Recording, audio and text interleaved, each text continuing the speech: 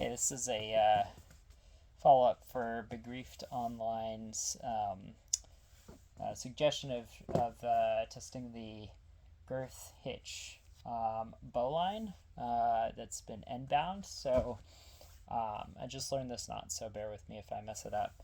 Anyway, we start with a normal bowline turn, so you're turning away, and then you make a second turn to create the girth hitch. So this is your pinch these two together to create the girth hitch, and then fold that so that the standing end is going away from you. So this is the kind of girth hitch nipping loop versus the single one you have for the bowline. So it's slightly more complicated to begin the knot. And then you tie the bowline like you would normally. You want a little bit more tail. So pinch together. So, and then fold. Now we go up, around, back through. So I can't tie this with the snap bowline version. That's one kind of other thing, characteristic of this knot. So this is the girth hitched bowline, and then the last bit is to do this end bound piece. So just take the tail and wrap it around like so. So back through the nipping loops. And then that's the completed knot. At this point, I found it a little bit tricky to dress it because depending on which strand I kind of tug on, it sort of will change the shape of the knot a little bit. That's the front of the knot, which looks kind of nice. You've got the nipping loop here, pinching on 3 strands of rope. But then what's interesting is that the nipping loop is kind of split between two. There's this one, which is attached to the, which is the part of the eye coming out of the strand of this loading strand of the eye. And then the load strand up here is actually wraps around the bottom nipping loop. So you have these two kind of loops both acting together to kind of crush on the middle of the knot when it gets loaded on these 3 strands in the middle. So the backside looks kind of janky though. It doesn't. It's really hard to kind of tell what's going on the back.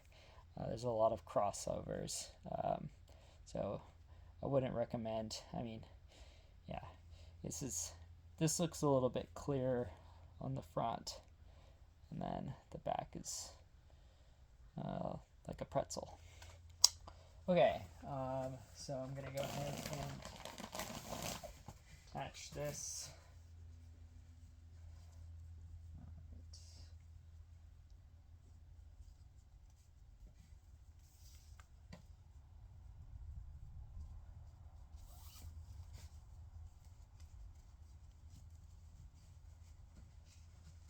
Okay, so that's secure. Now clip in, weight it, body weight, totally fine. Fall, take a couple falls. Alright, let's do one more. Alright, so it's 3 pretty hard falls. Let's see how this knot is to untie at this point. Okay, it's bound up quite a bit more on itself than the single bowline does, but I think we can still get some rope in. So first push back the collar, and then we kind of have almost the second collar here to push back. So I'll push back on that one, and now we've got some rope in the knot to work with. And now we just need to get some rope in, pull the tail out, and that came undone pretty easily too. Definitely easier than the figure 8 to undo. Slightly harder, I would say, than the Harry Butler Yosemite bowline. Hard to say which one is an easier knot to inspect or tie.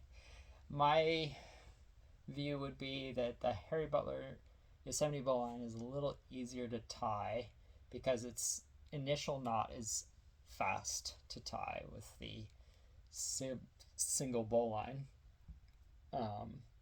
as the start, and then it's just two more like little wraps and follow throughs. There are even easier knots to tie than the Harry Butler Yosemite Bowline. I just liked how that knot. I can't really push any rope into the knot from the load strand, so I feel very confident in that knot not changing its geometry on me while I'm climbing, even under lots and lots of repeated load and unload. So yeah, anyway.